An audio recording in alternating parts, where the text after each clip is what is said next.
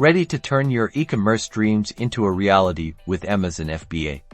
Stick around because this beginner's guide will take you through every essential step. First things first, product research. This is the bedrock of your FBA business. You'll want to identify products with strong demand but manageable competition. Think about items that solve a problem, have consistent sales, and aren't overly saturated with sellers. Tools can help you analyze sales volume, competitor pricing, and keyword popularity, so don't skip this crucial phase.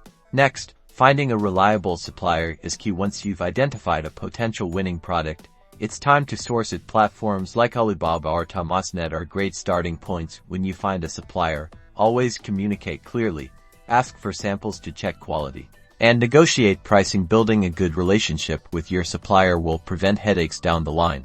Now, for the product listing. This is your digital storefront. Craft a compelling title using relevant keywords. Your product images need to be high quality and showcase the product from multiple angles. Use bullet points to highlight key features and benefits, and write a persuasive product description that addresses customer needs and desires. Don't forget to include a clear Amazon Standard Identification Number or ASIN.